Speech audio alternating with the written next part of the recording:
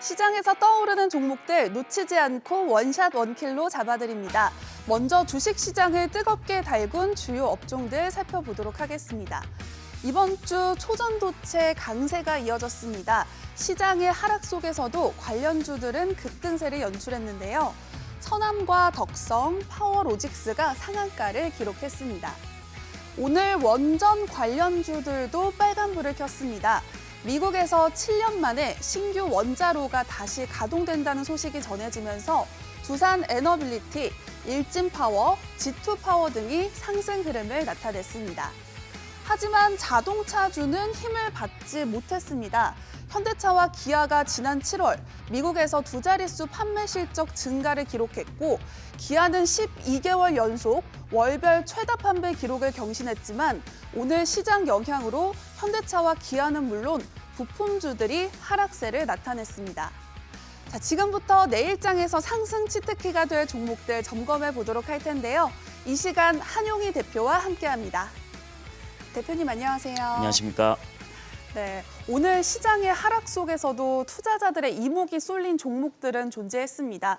지금부터 시장의 관심을 받은 핫 종목들을 분석하고 내일장 전략까지 세워보도록 할 텐데요. 자, 먼저 첫 번째 종목은 삼성전기입니다. 삼성전기가 52주 신고가를 새로 썼습니다. 먼저 상승 배경부터 좀 살펴볼까요? 일단 오늘 시장에서 이제 MLCC 관련주들이 뭐 시장 대비해서는 좀 괜찮았다라고 보시면 좋을 것 같은데 그 이유들이 뭐였냐면은 일단 MLCC가 쓰이는 부품들을 좀 보셔야 됩니다. 일단은 뭐 우리가 흔히 쓰는 이제 IT 세트 뭐 노트북이라든지 아니면 태블릿 PC 아니면 휴대폰에도 들어가고요. 이런 것들이 이제는 재고 조정이 좀 끝났다라는 이슈들이 있었습니다. 그래서 원래는 2022년도 상반기 이후에 한 1년 6개월 동안 재고 조정 기간을 거쳤거든요. 그러니까 재고가 계속적으로 있기 때문에 신규 주문을 하지 않는다라는 거죠. 근데 이제 좀 바닥을 치고 올라오는 모습들이 나오지 않나라는 기대감들이 생겼습니다. 그래서 오늘 MLCC 관련주인 이제 삼성전기가 좀 대표적으로 있었고 그다음에 뭐 사막 콘덴서, 아모텍까지 이렇게 좀 상승하는 흐름이 나타났다라고 보시면 좋을 것 같습니다. 네, 긍정적인 전망 속에서 주요 증권사들 역시 삼성전기의 목표 주가를 올려잡고 있습니다. 자, 그렇다면 삼성전기 계속해서 상승 랠리가 좀 이어질 수 있을까요? 뭐 오늘 시장에서도 사실 뭐 시장 대비해서는 강세를 나타낸 모습들은 있었는데 저는 조금 이어가지 않을까라는 기대감은 있습니다. 왜 그러냐면은 일단은 이 MLCC 쪽도 말씀을 드렸지만은 하나의 또 재료가 있습니다. 뭐냐면은 그 FCBGA라고 하는 기판입니다. 네. 이게 그 엔비디아 쪽에 들어가는 기판인데 최근에 이제 엔비디아 GPU에 대한 수요가 많다라는 내용들 한번 들어보셨잖아요. 네. 근데 그 엔비디아 고성능 GPU 같은 경우는 이 GPU 한 대당 가격이 얼마 정도 하냐면 뭐 A 시리즈 같은 경우는 한 2천만 원에서 3천만 원 정도 하고요. 네. 그다음에 H100 시리즈 같은 경우에는 뭐 이제 암시장에서는 뭐 5천만 원, 6천만 원까지 합니다. 굉장히 비싼 GPU인데 여기에 들어가는 게 기판이 이제 FCBGA인데 삼성전기가 들어간다라는 좀 기대감이 생겼습니다. 원래 엔비디아에 들어가는 FCBGA 기판은 일본의 이비뎀이 독점을 했었습니다. 근데 이제 중화권을 좀 탈피를 하고 다른 공급업체를 어디를 써야 된다라고 하면은 이제 삼성전기라는 좀 채택에 대한 가능성이 있기 때문에 이 부분에 대한 좀 가능성이 생겨서 오늘 삼성전기가 조금 상승 랠리가 이어지지 않을까라고 말씀을 좀 드리고 싶습니다. 네, 삼성전기의 추가 상승 기대해 보도록 하겠고요. 자, 계속해서 만나볼 핫 종목은 바로 비아트론입니다. 앞서 삼성전기, MLCC와 함께 반도체 기판에 대해서 좀 언급을 해주셨는데요. 비아트론 역시 관련주로 부각을 좀 받았죠. 그렇죠. 오늘 비아트론도 그 기판 관련해서도 사실 장비주기는 한데 네. 비아트론도 사실 시장 대비해서는 굉장히 좀 좋았습니다. 근데 비아트론이 왜 갑자기 원래는 OLED 장비주거든요, 이게. 네. 근데 그 OLED 장비주인데 갑자기 기판 쪽이 뭐냐라고 물어보시면은 최근에 이제 진공오토 라미네이터라는 걸 좀 개발을 했었습니다. 그래서 비아트론이 이게 원래는 이 엔비디아에 들어가는 그 FCBGA의 그 기판에다가 이제 코팅을 해주는 역할을 해주거든요. 네. 근데 원래 이게 그 일본의 니코 머티리얼즈가 원래 독점을 하고 있다 보니까 우리나라가 FCBGA 적층을 하려면은 일본에서 니코 머티리얼즈에서 이거를 가져와 가지고 장비를 수입해 가지고 의존해야 되는 상황이 생겼는데 비아트론이 이걸 좀 국산화했다라는 내용들이 있었습니다. 그래서 오늘 엔비디아 쪽에서 삼성전기에 대한 기대감이 생기다 보니까 비아트론까지 좀 수혜를 받았다라고 보시면 좋을 것 같습니다. 네, 시장의 하락 속에서도 강세를 보여준 비아트론인데요. 비아트론 또한 내일장에서도 좀 상승을 기대해 봐도 좋을까요?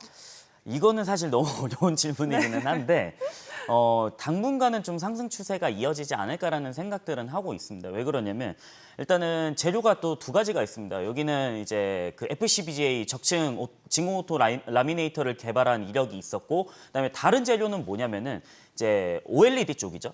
OLED 쪽인데 BOE가 애플 아이폰 15에 들어가냐 안 들어가냐 이거에 따라 좀 달라질 거는 같은데, 일단은 지금 시장에서 예상하는 거는 다결정 산화물에 대한 좀 애플의 승인이 좀 남았다라는 얘기들이 있습니다. 근데 만약에 이게 들어가게 된다라고 하면은 BOE는 애플의 아이폰 15에 대한 디스플레이를 많이 만들어야 되겠죠. 그럼 여기에 들어가는 장비가 비아트론이다 보니까 전 당분간은 조금 상승 추세 이어지지 않을까 이렇게 말씀드리고 싶습니다. 네, 주가에 대해서 긍정적인 전망을 주셨는데 최근 전기차, 자율주행, AI 등으로 고성능 반도체의 수요가 빠르게 확산하면서 반도체 기판 관련주들 역시 주목을 받고 있습니다. 관련해서 가장 눈여겨보는 탑픽 종목이 있다면 뭐가 있을까요? 대덕전자도 좀 유망하다라고 말씀을 드리고 싶은데 네. 이 FCBGA 같은 경우에는 그 엔비디아나 이런 고성능 GPU에 들어가다 보니까 빠른 연산을 요구를 하거든요. 그러니까 우리가 말해서 그냥 흔히 계산기 두들기는 게 아니고 진짜 빅데이터를 가지고 생성을 해야 되기 때문에 많은 연산들이 빠른 연산들이 필요합니다. 그래서 이게 보통은 와이어 방식의 그 본딩도 많이 있기는 한데 이게 FCBGA는 밀착을 하는 거거든요. 그래서 빠른 연산이 가능한데 이게 기술 난이도가 굉장히 좀 높습니다. 네. 그래서 대덕전자가 이 기술 난이도에서 좀 진입 장벽이 높기 때문에 좀 유망하지 않을까라는 생각을 하고 있고, 그다음에 지난 4월에 이제 비메모리 반도체용 FCBGA 수요 대응을 하기 위해서 투자를 정말 많이 했었습니다. 신규 시설 투자를 했기 때문에 여기서 좀 수혜를 많이 가져가지 않을까라고 말씀드리고 싶습니다. 네, 참고하시길 바라고요. 이제 마지막으로 만나볼 핫 종목은 바로 랩지노믹스입니다. 하반기 들어서 랩지노믹스가 가파른 주가 상승을 보여주고 있는데요. 그렇죠. 랩지노믹스가 최근에 되게 많이 올라왔어요. 근데 랩지노믹스 예전에 코로나 진단키트 만드는 회사 아니야라고 하시는 분들이 기억이 많이 나실 거예요. 네. 근데 좀 탈박 구매에 대한 것들도 많이 남아있다라고 보실 수가 있는 게, 지금 클리아랩을 미국 시장 진단 시장에 좀 진출을 하려고 이제 클리아랩을 인수를 한다라고 했습니다. 근데 클리아랩을 2027년도까지 한 3곳에서 4곳에 추가 인수를 하게 된다라고 하면은 보통은 이제 미국 시장에 진단기기들이 진출을 하게 되면은 두 가지가 있습니다. 첫 번째는 뭐냐면은 FDA 승인을 받고 허가를 받아가지고 체외 진단기기 트랙이 있습니다. 이거를 흔히 IVD라고 불리는 게 있고, 그다음에 클리아랩, 그러니까 흔히 연구소라고 그러죠. 클리아 인증이 필요한 이제 실험 개발 검사 트랙이 있는데 이게 LDT라고 합니다. 근데 보통은 FDA 승인을 받고 허가를 받게 되면 시간이 굉장히 많이 걸리겠죠. 근데 이 임상 수탁 기관들한테 그냥 맡겨버리고 하게 되면은 굳이 FDA 승인을 받지 않아도 미국 시장에 진출이 가능하다라는 거죠. 그렇기 때문에 지금 랩지노믹스가 클리아랩을 인수를 한다라고 하는 거는 우리나라 업체들이 미국 시장에 진출할 니즈가 있는 업체들을 좀 꾸려서 고객사를 만들겠다라는 모습들이 있기 때문에 최근에 이런 재료들 때문에 주가가 많이 올랐다라고 보시면 좋을 것 같습니다.